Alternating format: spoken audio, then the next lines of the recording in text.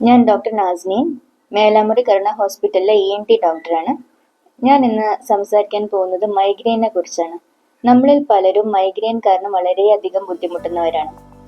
Migraine എന്ന് പറഞ്ഞിട്ടുണ്ടെങ്കിൽ one sided head ഏക്ക്, അതിൻ്റെ കൂടെ ഛർദിക്കാൻ വരിക, നല്ല സൗണ്ട് കേൾക്കുമ്പോൾ ഭയങ്കര ബുദ്ധിമുട്ട്, നല്ല ബ്രൈറ്റ് ലൈറ്റ് കാണുമ്പോൾ ബുദ്ധിമുട്ട്, ഇങ്ങനെയൊക്കെ സംഭവിക്കാം. ചിലർക്ക് തലകറക്കം വരെ ഉണ്ടായേക്കാം മൈഗ്രെയിൻ ഉണ്ടാകുമ്പോൾ. അപ്പോൾ മൈഗ്രെയിൻ ഇടയ്ക്കിടെ വരാതിരിക്കാൻ വേണ്ടി നമുക്ക് എന്തൊക്കെ ചെയ്യാൻ പറ്റും എന്നുള്ളതാണ് ഞാൻ പറയാൻ ഉദ്ദേശിക്കുന്നത്. മൈഗ്രെയിൻ വരാതിരിക്കാൻ വേണ്ടി നമ്മൾ ചെയ്യേണ്ട കുറച്ച് കാര്യങ്ങൾ: 1. ഫുഡ് കറക്റ്റ് സമയത്തിന് കഴിക്കുക. 2. വെള്ളം നല്ലവണ്ണം കുടിക്കണം. ഓരോ 25 കിലോയ്ക്കും 1 ലിറ്റർ വെള്ളം എന്ന നിരക്കിൽ വെള്ളം കുടിച്ചു കൊടുക്കണം. 3. സ്ലീപ്പ്, ഉറക്കം കറക്റ്റ് ആയിരിക്കണം. മിനിമം 7-8 മണിക്കൂർ ഒരു ദിവസം ഉറങ്ങണം. ചിലർക്ക് അത്രയൊന്നും ഉറങ്ങേണ്ട ആവശ്യം ഉണ്ടാവില്ല, അല്ലാതെ തന്നെ ഫ്രഷ് ആവുന്ന ആൾക്കാരുണ്ടാവും.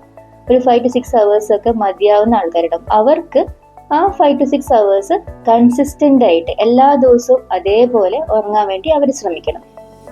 4. വളരെ ഇമ്പോർട്ടൻ്റ് ആയിട്ടുള്ള കാര്യം സ്ട്രെസ് മാനേജ്മെന്റ് ആണ്.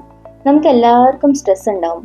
പക്ഷെ മൈഗ്രെയിൻ ഉള്ള ആൾക്ക് ഒരു സ്ട്രെസ് വന്നു കഴിഞ്ഞിട്ടുണ്ടെങ്കിൽ അത് തലവേദനയായിട്ട് മൈഗ്രെയിൻ ആയിട്ട് മാറും. അപ്പോൾ എങ്ങനെയാണ് ഈ സ്ട്രെസ്സിനെ മാനേജ് ചെയ്യുക? ഇതാണ് നമ്മൾ പലർക്കും പ്രശ്നം ഉണ്ടാകുന്ന ഒരു ഫാക്ടർ. ഇതെങ്ങനെ മാനേജ് ചെയ്യാമെന്ന് നമുക്ക് അറിയില്ല.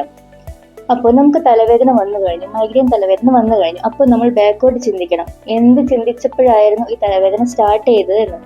എന്നിട്ട് ആ പ്രശ്നത്തിന് പരിഹാരം നമ്മൾ നമ്മുടെ മനസ്സിനെ പറഞ്ഞ് ബോധ്യപ്പെടുത്തണം. അങ്ങനെ ബോധ്യപ്പെടുത്തി കഴിഞ്ഞാൽ കുറച്ച് സമയം കഴിയുമ്പോൾ തലവേദന അങ്ങനെ പോകുന്നത് നമുക്ക് ഫീൽ ചെയ്യാൻ പറ്റും. അപ്പോൾ ചിലർക്ക് ആ പ്രശ്നത്തിന് പരിഹാരം ഒന്നും ഉണ്ടാവില്ല.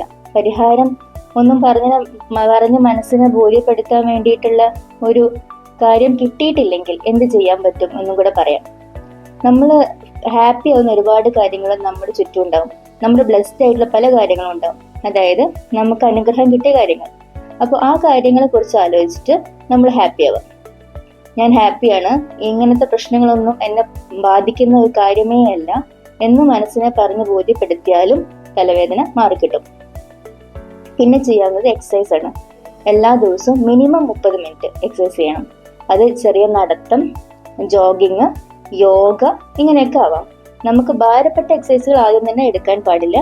ചെറിയ ലൈറ്റ് ആയിട്ടുള്ള എക്സസൈസ് സ്റ്റാർട്ട് ചെയ്തിട്ട് പിന്നീട് വലിയ എക്സസൈസിലേക്ക് പോകാം. അതൊരു മീ ടൈം എന്നും കൂടി പറയാം. അതായത് നമ്മൾ നമുക്ക് വേണ്ടി നിന്ന് കുറച്ച് സമയം മാറ്റി വെക്കാം.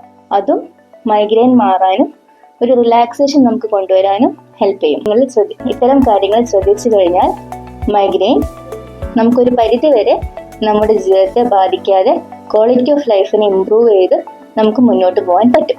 Take care. Thank you.